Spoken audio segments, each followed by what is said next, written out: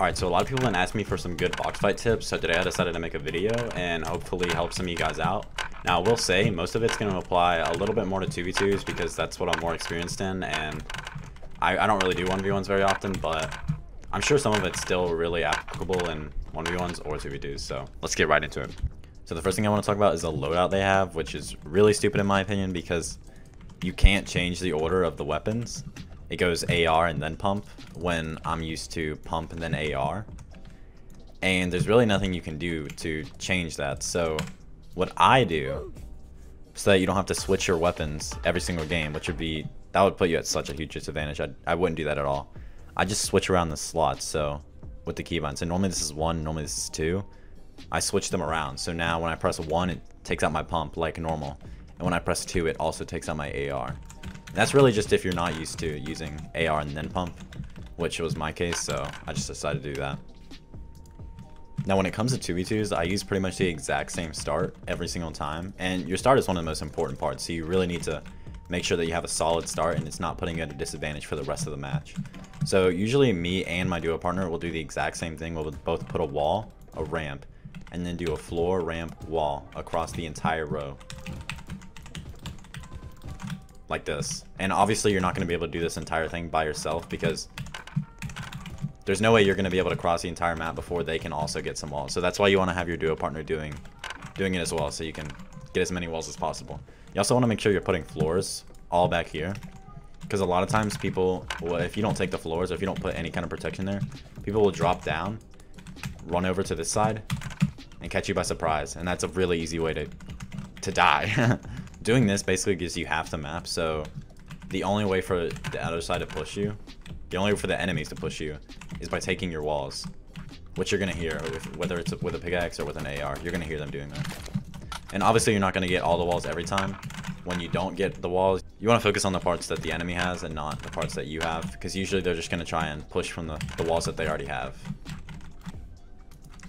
Now one thing that a lot of people don't seem to know is that when you're the team playing safe, I'm going to be honest, you have a much higher chance of winning. If you're the team pushing, playing aggro, that's forced to take walls and stuff, you're pushing into areas where none of the builds are yours, and you're going to have such a huge disadvantage. And if you just play safe and wait for them to push, you have a much higher chance of winning.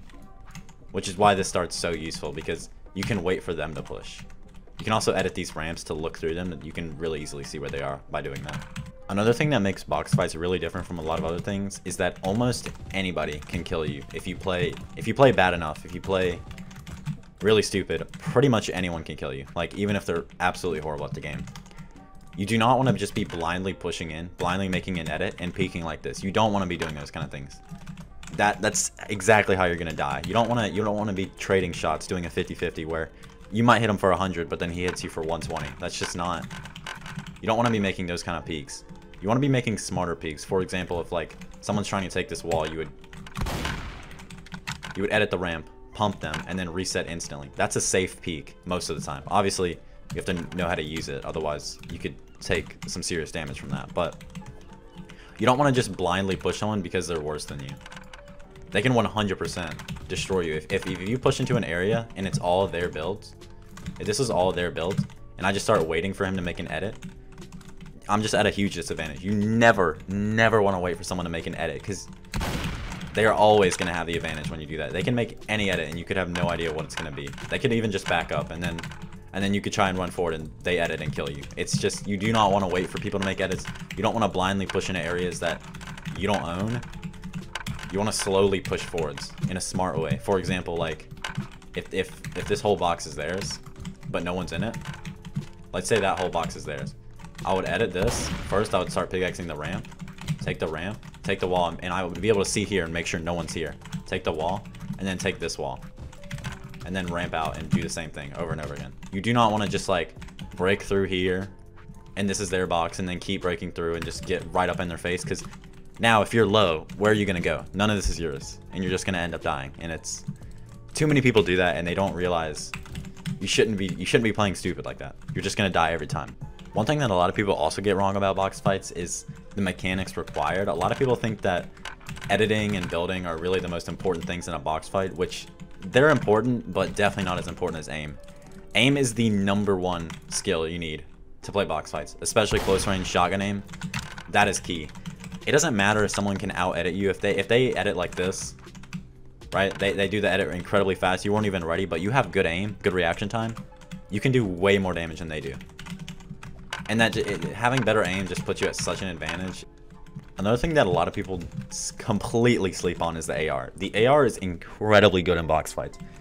You might think that if someone's shooting at you with an AR, you can just hold your wall, which normally you can with one player, but it's still really easy for them to take your walls.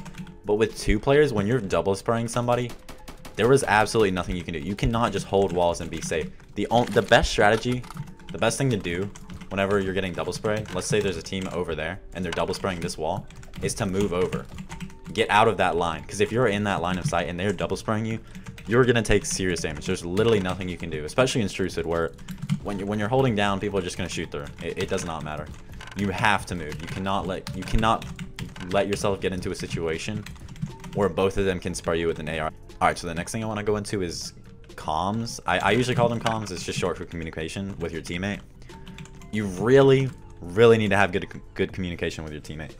If you hit someone for a certain amount, it doesn't matter if it's 11. Tell them, I hit them for 11. Hit them for 11. Hit the dude on the left for 11.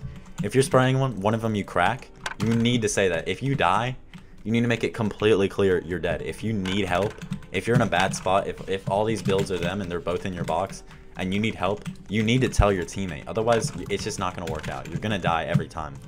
Comms are really important. You can have 2 really solid players, but without good comms, they're not going to win anything. It just doesn't work. You need to be talking to your teammate. Tell him about everything.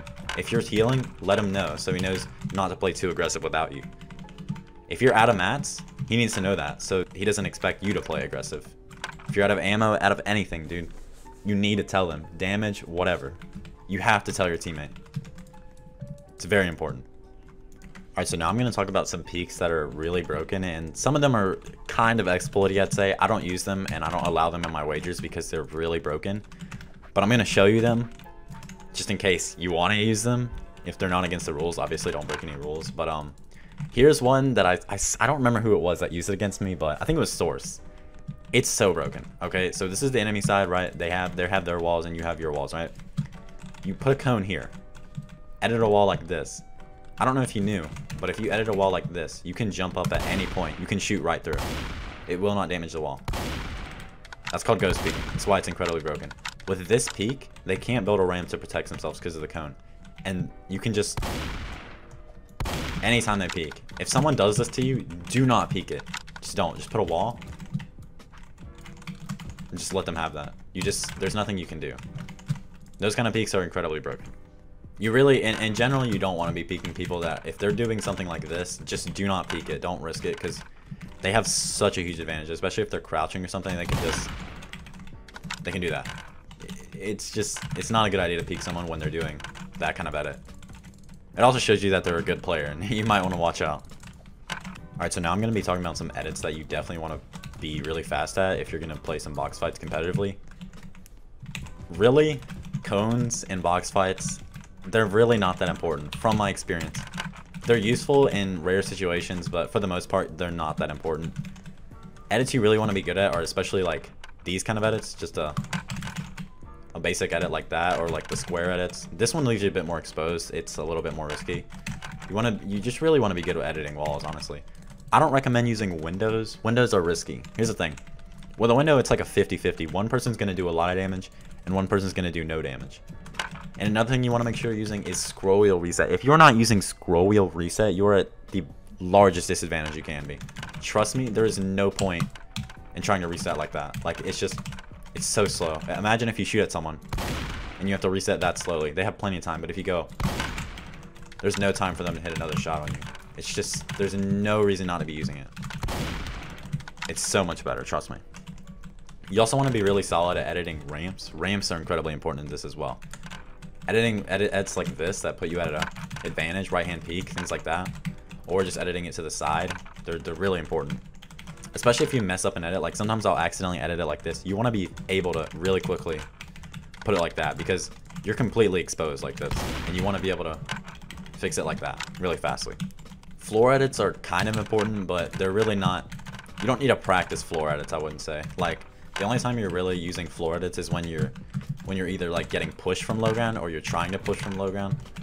But besides that, there's not too much reason. Floor edits just aren't that important. Obviously know how to do them, but no reason to practice them. Alright, if this tutorial helped you guys out, make sure you let me know in the comments. I know this is a video is a little bit different than what I normally do, but I hope you still enjoyed it anyway. Peace.